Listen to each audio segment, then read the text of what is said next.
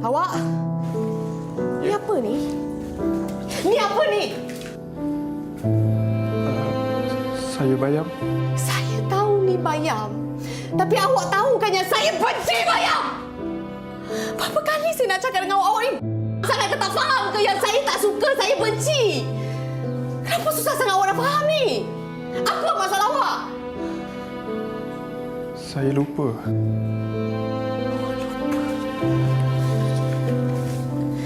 Awak ni memang tak boleh harap langsung kan?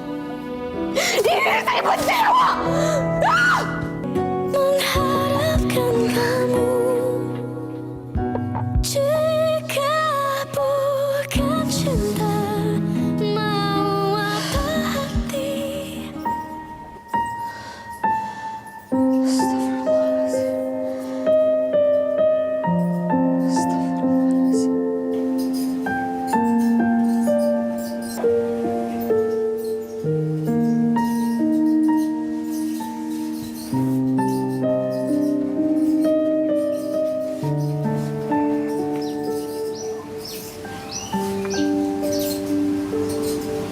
Saya minta maaf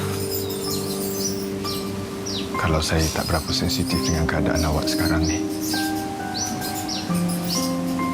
Saya janji saya tak akan lupa lagi.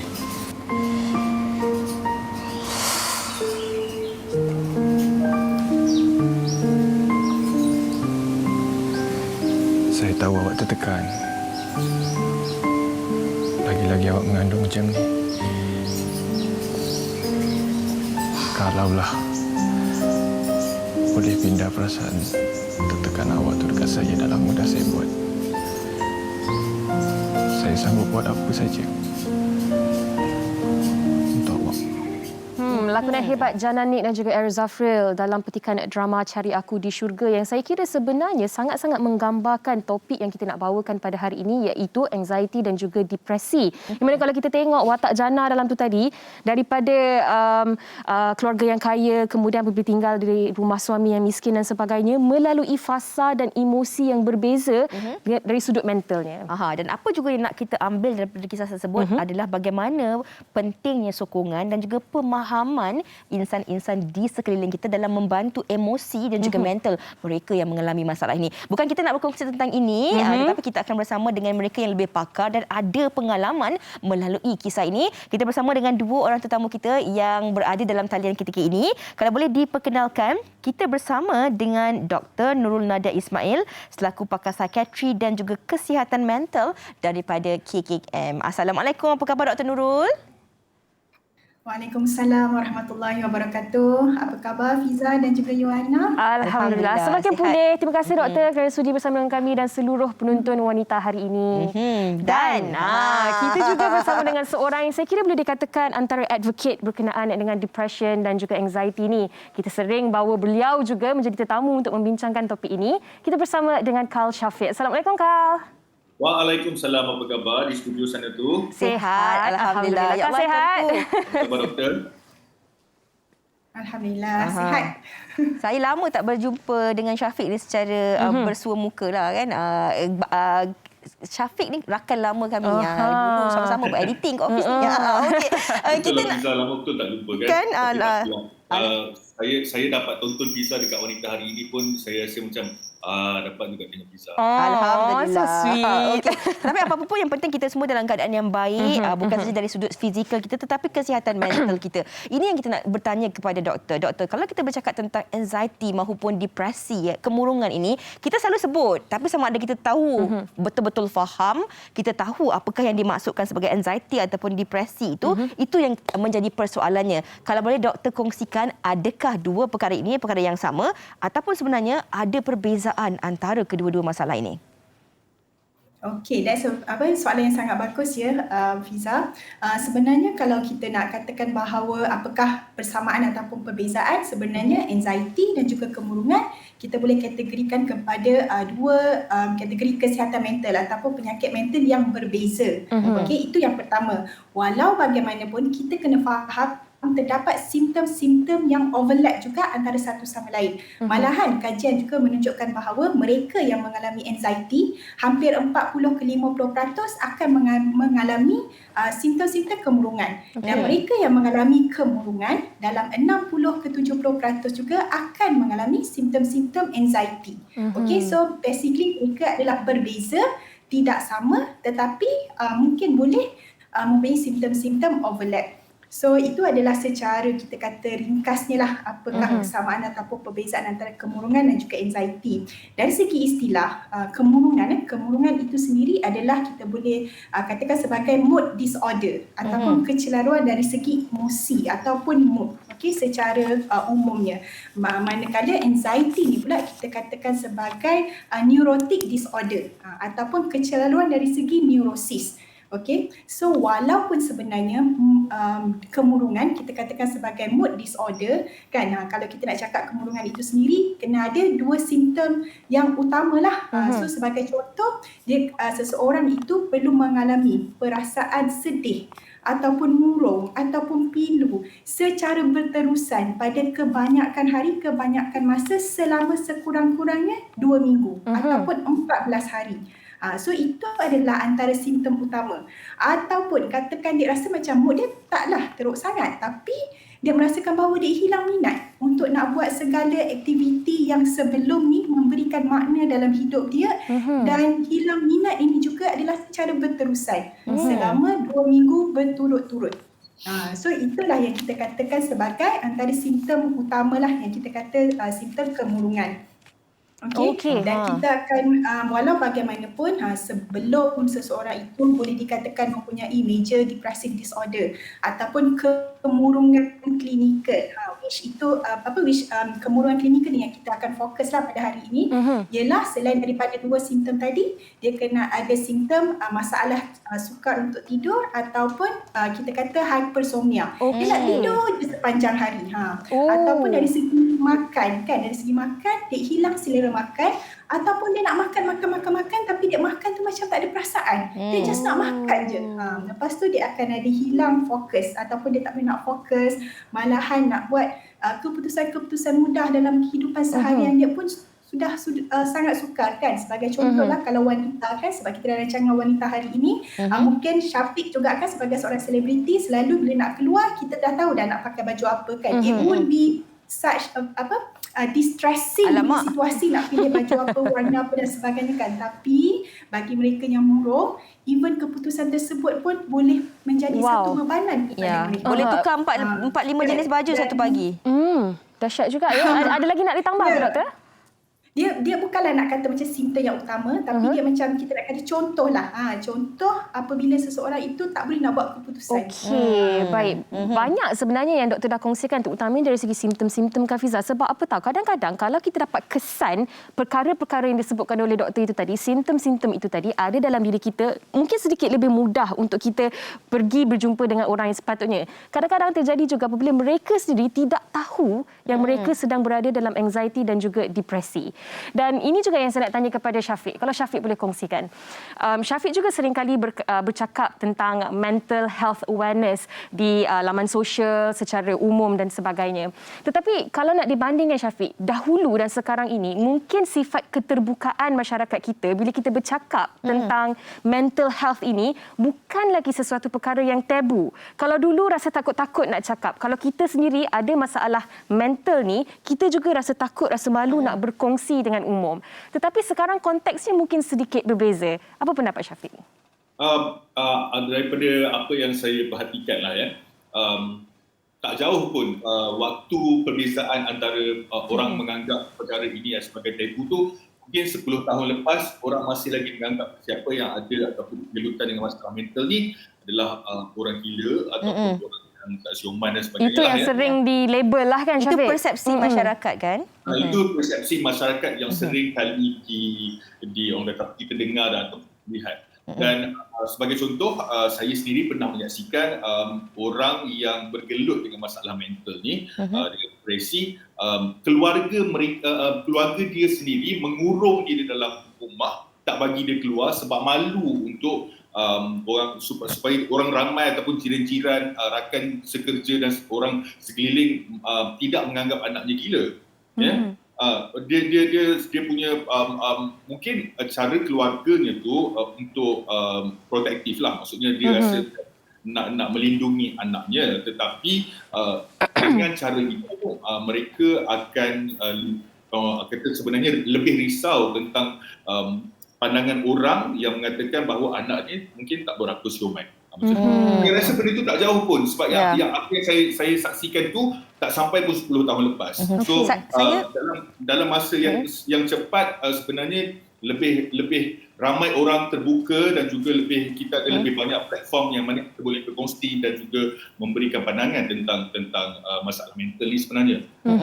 Dan saya bersetuju dengan apa yang Syafiq katakan. Sebenarnya kalau kita lihat sampai ke hari ini pun masih lagi ada setengah pihak yang mempunyai antara persepsi-persepsi tersendiri yang kurang memahami dan kurang untuk cuba memahami. Apatah lagi kalau individu-individu tersebut masih lagi bekerja, yang memerlukan perhatian, mungkin memerlukan sedikit kelonggaran untuk mendapatkan rawatan dan sebagainya. Tapi sebelum kita nak berbincang dengan lebih lanjut lagi bersama dengan Syafiq dan juga doktor tentang anxiety dan juga depresi ataupun kemurungan ini, kita nak dengarkan pengakuan daripada seorang gadis berusia 26 tahun ini bernama Nadia, yang individu ini bukan saja ada anxiety tetapi mempunyai masalah anxiety dan juga kemurungan itu saja, ada dua-dua. Jadi kalau kita dengarkan pengalaman beliau, silakan.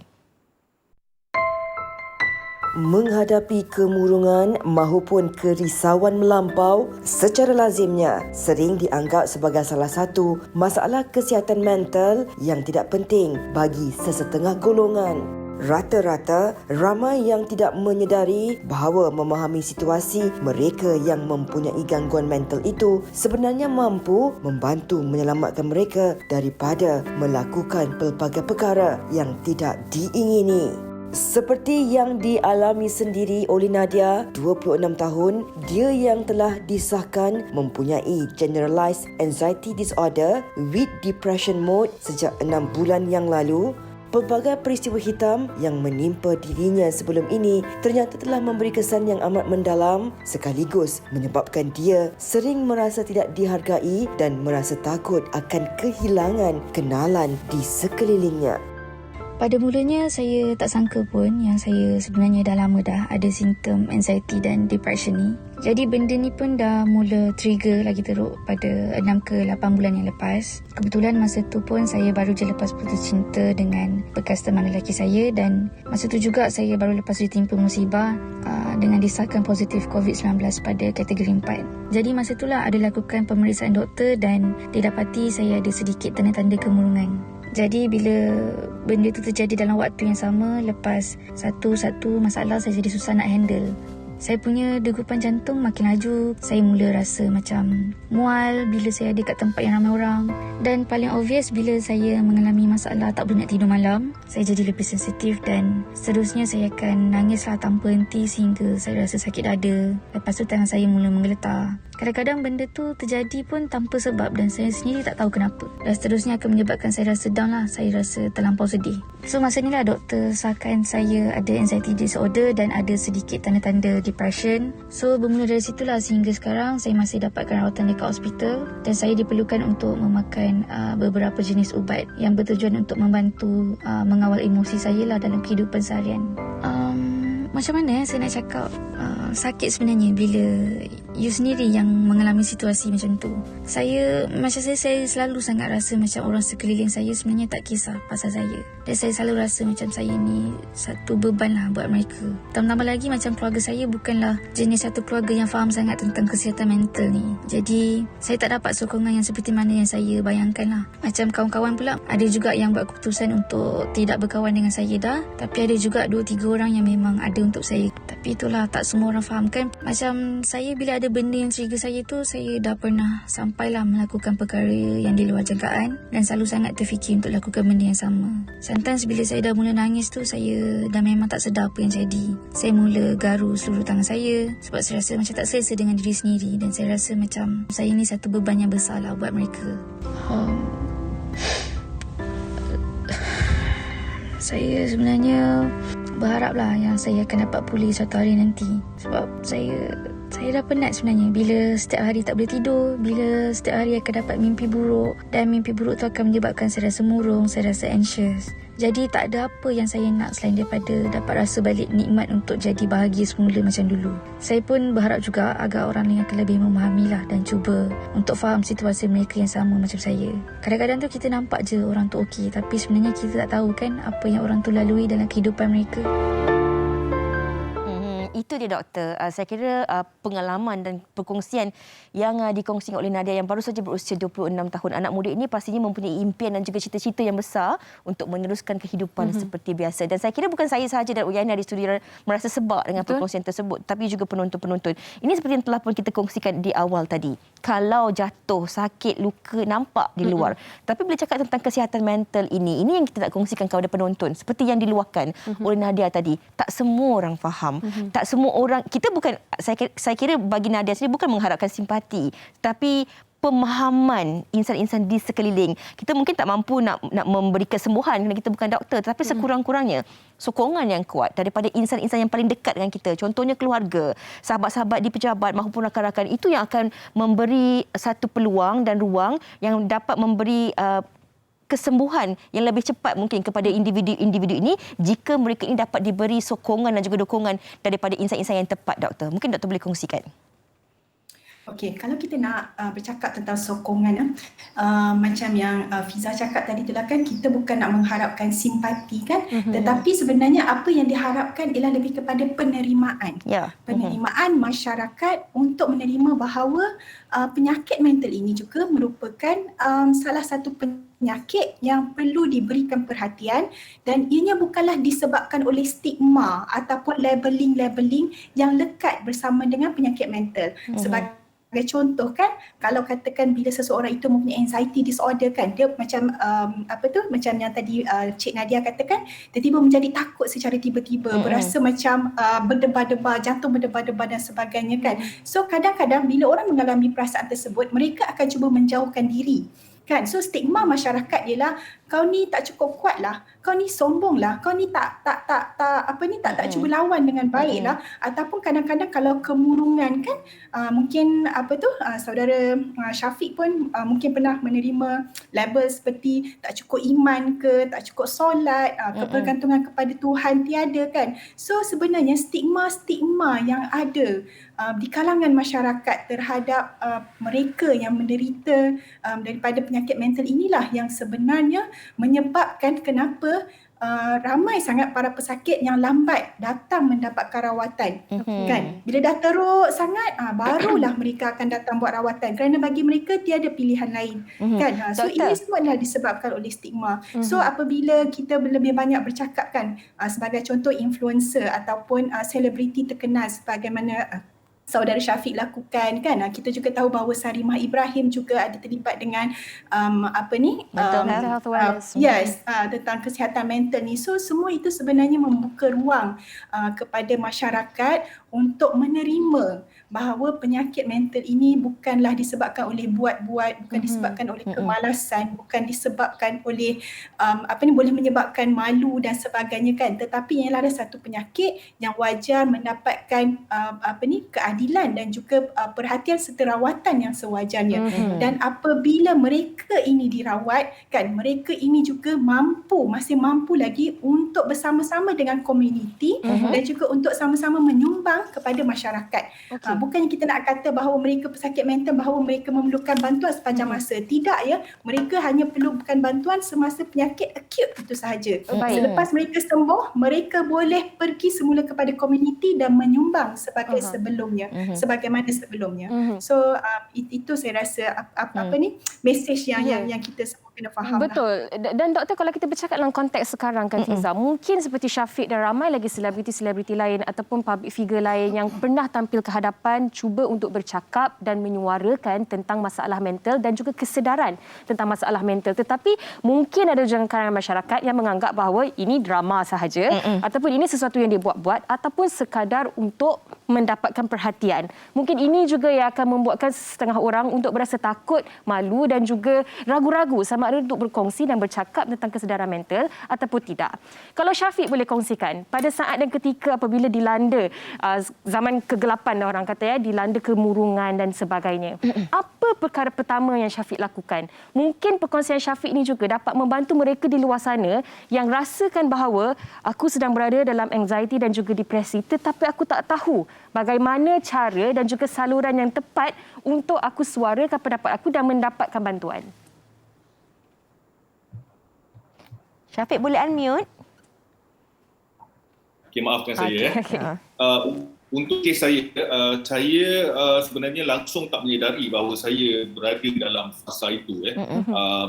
Perubahan-perubahan yang berlaku pada diri saya pun saya tak sedari kecuali orang di sekeliling saya yang memerhatikan, yang menegur kenapa saya menjadi seperti itu dan seperti itu. Dan selepas itu baru saya sedar bahawa ada beberapa mungkin perbuatan yang saya buat yang itu adalah tanda-tanda sebenarnya. Tetapi saya tidak mahu confirmkan ataupun yakinkan diri bahawa ini adalah anxiety atau ini adalah depression dan sebagainya. Sehingga pada satu saat ada kejadian lah yang membuatkan alhamdulillah saya ada kenal dengan seorang rakan sahabat baik saya, doktor juga, yang perasan dan juga membuat analisa ke atas diri saya dan terus membawa saya ke hospital lah untuk mendapatkan rawatan. Jadi fasa saya berada dalam waktu kegelapan tu lama, bukan 2 minggu, bukan sebulan, tetapi berbulan-bulan. Sehingga kan waktu tidur memang dah tak teratur, emosi saya memang selalu terganggu dan pula saya memang jenis orang yang macam perfectionist. So saya nak apa yang saya buat memang menjadi mengikut apa yang saya rancangkan. Contohnya, kalau sesuatu perkara itu tidak menjadi seperti yang saya mahukan, dia akan memberikan saya kekecewaan. Walaupun sedikit, tapi sebenarnya bila saya ada depression tu, dia akan menjadi lebih dan lebih dan lebih. Dan membuatkan saya jadi tak malas nak jumpa orang, tak nak. Saya memang tak demut nak bekerja. Memang kalau saya berada di dalam creative line, jadi betul apa yang doktor cakapkan tadi, nak buat keputusan tu memang sangat susah. Keputusan bukan setakat untuk pakai pakaian harian, untuk makan ataupun untuk bertindak nak masuk kiri ke masuk kanan pun memang susah. Memang rasa jadi macam saya boleh katakan macam bodoh-bodoh sikit macam tu. Jadi alhamdulillah saya dikelilingi oleh orang yang sedar dan saya sendiri sebenarnya memang dari dulu memang sentiasa ambil tahu tentang orang yang mempunyai masalah mental. Sebab itu bagi saya orang kata apa, saya nak tahu macam mana cara untuk membantu. Jadi saya sendiri berada dalam situasi ini dan saya apabila saya sudah mendapatkan rawatan, beberapa bulan selepas saya mendapatkan rawatan barulah saya membuat keputusan untuk berkongsi cerita dengan masyarakat dan juga membantu apa yang boleh melalui pengalaman saya. Saya kira ini bukan satu perkara yang mudah, Uyana. Apatah lagi bila kita tahu wujudnya perkara ini tapi kita tak tahu bahawa perkara itu juga boleh berlaku pada diri kita. Betul. Kerana di awal ketika Syafiq mula-mula mengalami keadaan sebegini, kita ada beberapa kali juga hubungi Syafiq kan. Ketika itu Syafiq belum lagi bersedia untuk berkongsi perkara ini dengan masyarakat luar. Ini yang ada kaitannya seperti apa yang doktor kongsikan tadi. Kerana ini bukan perkara yang mudah. Ini perkara yang perlu dari segi penerimaan. Syafiq juga mungkin berfikir ketika tu, kalau aku kongsikan cerita ni, adakah rakyat ataupun peminat boleh menerima keadaan diri selepas ini. Ini yang kita nak tahu juga, doktor. Orang kata setiap perkara ini berlaku pasti ada puncanya. Orang kata trigger point. Apa antara faktor-faktor yang menyumbang kepada keadaan seseorang itu boleh menjadi depresi ataupun anxiety? Apatah lagi dalam keadaan tempoh 2 tahun dan 3 tahun kebelakangan ini, dalam tempoh keadaan pandemik ini, macam-macam perkara yang berlaku yang kalau kita perasan sejak kebelakangan ini, sejak dalam tempoh pandemik ini, anxiety, kemurungan ini semakin menjadi-jadi dalam kalangan masyarakat kita, terutamanya golongan wanita. Silakan doktor. Okey. Soalan yang baik tu Fiza. Sebenarnya kalau kita ikutkan kepada WHO kan, WHO sendiri telah memberi, kita kata macam warning lah kepada masyarakat dunia bahawa semasa pandemik, terutama semasa awal pandemik dan semasa hujung pandemik sebagaimana kita berada sekarang ini, jumlah mereka yang akan mengalami simptom-simptom kesihatan mental yang merosot akan bertambah. Ataupun mereka yang mempunyai diagnosa psikiatri memang akan bertambah disebabkan oleh keadaan pandemik itu sendiri. Okey, itu fakta yang pertama. Kalau kita nak bercakap dari segi punca kan, so pandemik itu adalah salah satu punca kepada berlakunya pertambahan daripada segi kesihatan mental. Tetapi okey, kalau kita nak bercakap dari segi punca, kita ada teori biopsychosocial. So maksudnya antara sebab-sebab yang pertama sekali ialah faktor biologi. So bila kita bercakap dari segi faktor biologi, kita bercakap tentang faktor genetik. Okey, so kalau katakan seseorang itu mempunyai seorang ibu atau ayah atau adik-beradik yang mempunyai diagnosa kemurungan ataupun anxiety, maka seseorang itu mempunyai kemungkinan yang lebih tinggi untuk mendapat kemurungan ataupun anxiety juga, ataupun mana-mana penyakit mental yang lain. Okey, itu yang pertama. Yang kedua, kadang dari segi faktor biologi, kadang-kadang ada setengah mendapat kemurungan disebabkan oleh mereka mempunyai penyakit thyroid. Okey, thyroid juga boleh menyebabkan penyakit kemurungan. Sebab tu kita tidak boleh nak sesuka hati mendiagnose penyakit kemurungan ataupun anxiety. Sebab kita kena rule out dulu kalau ada penyakit-penyakit perubatan lain yang sebenarnya kita boleh rawat, dan bila kita rawat maka simptom-simptom tersebut juga akan hilang. Lepas tu begitu juga dengan faktor COVID lah kan. COVID-19 ni pun termasuklah juga dalam long COVID syndrome kan. Long COVID syndrome. So itu pula itu juga boleh dikatakan sebagai salah satu faktor biologi. Yang kedua ialah faktor psikososial. So bila kita bercakap tentang psikososial, sekarang ini di klinik saya memang banyak sangat berjumpa dengan para pesakit yang mempunyai trauma semasa mereka kecil. Tidak kiralah sama ada pernah di abuse ataupun didera. Didera bukan sahaja dari segi fizikal tetapi dari segi mental, dari segi seksual malahan. Kan mungkin bukan rogol tapi gejala-gejala cabul. Okey, so sebenarnya apabila kanak-kanak ini mengalami suasana trauma ataupun situasi yang sangat trauma pada waktu kecil dan ianya tidak di-address pada masa tersebut, maka trauma ini akan dibawa sehingga dewasa. Dan apabila ada kejadian-kejadian lain sebagai contoh financial difficulties kan, mungkin kehilangan pekerjaan semasa pandemik, mungkin berlaku macam putus tunang ataupun perceraian, mungkin disebabkan oleh stres di tempat kerja kan, dan juga macam yang Fiza ke ataupun Yuaina terangkan di awal tadi, wanita kan, wanita itu sendiri sebenarnya mempunyai risiko yang lebih tinggi untuk mengalami kemurungan dan anxiety kerana satu faktor hormon, dan yang kedua ialah kerana wanita itu memakai pelbagai topi dalam kehidupan mereka kan, terutamanya bukan sahaja wanita yang berkerjaya, ibu dan sebagainya, malahan suri rumah juga ada yang mengalami kemurungan dan juga depresi. So itu adalah antara punca-punca kenapa seseorang itu boleh mendapat kemurungan kan. Dan akhir-akhir ini kita makin kajian saintifik telah mendapati bahawa faktor spiritual dan juga faktor religiosity, bukan pasal lemah iman ya, tetapi dari segi bagaimana kita punya pengharapan kita, pandangan kita kepada kepada Allah sebagai seorang Islam ataupun kepada Tuhan kan, percaya bahawa hidup kita ini dikawal oleh suatu kuasa yang lebih tinggi, itu juga kadang-kadang boleh mempengaruhi ataupun menjadi punca kepada kemurungan dan juga anxiety. Perlu diingat itu hanyalah punca-punca. Dia tidak memerlukan satu ataupun dua, kebanyakan masa ialah combination ataupun kombinasi punca-punca ini, dan pada kebanyakan masa ada juga mereka yang menderita kemurungan ataupun anxiety walaupun mereka tidak mempunyai faktor-faktor tersebut. So itu saya rasa benda yang masyarakat betul. fahamlah. Ya, Dr.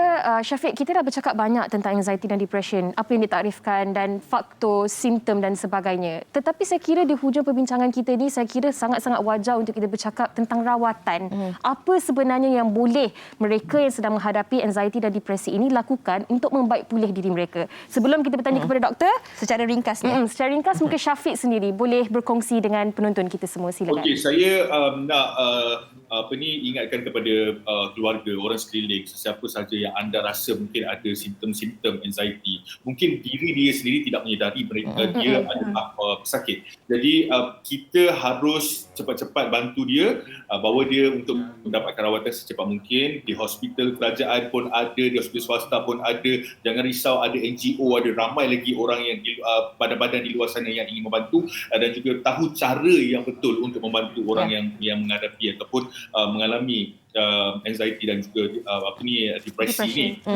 Jadi mungkin sedikitlah saya nak cakap, nak merawat tu bukan ambil masa yang sekejap. Dia ambil masa yang sangat panjang. Saya dah 2 tahun dirawat tapi masih lagi ada simptom gangguan waktu tidur, mimpi dan sebagainya, anxiety yang orang kata nervous yang berlebih-lebihan masih ada, tetapi sesiapa yang sudah dirawat itu mungkin dia lebih tahu cara untuk mengawal diri.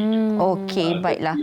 Tolong cepat-cepat dapat rawat. Saya kira apa yang dikongsikan oleh Syafiq itu tadi juga sebenarnya merumuskan dari segi perbincangan kita ini tadi, bahawa kalau anda ada simptom-simptom tersebut ataupun insan-insan yang paling dekat dengan kita nampak ada sebarang perubahan pada insan-insan yang kita kenali ini, apa kata kita rujuk kepada mereka yang lebih pakar, doktor khususnya. Betul doktor ya? Kita rujuk kepada mereka yang lebih pakar. Okey, jangan rujuk pada doktor Google, tapi kita rujuk kepada doktor yang bertauliah. Okey, kita nak ucapkan terima kasih kepada Dr. Nurul Nadia, pakar psikiatri dan kesihatan mental KKM, dan juga Syafiq yang sudi bersama dengan kita hari ini. Doktor berkongsi pelbagai informasi-informasi yang berguna, begitu juga Syafiq berkongsi pandangan, pendapat dan juga pengalaman. Banyak nak kita kongsikan, tapi masa begitu kesuntukan. Dan terima kasih sekali lagi kepada tetamu-tetamu kita, dan kita nak berehat seketika. Sekembalinya nanti kita akan bersama dengan Ikhwan Alif dengan lagu barunya. Jangan ke mana-mana.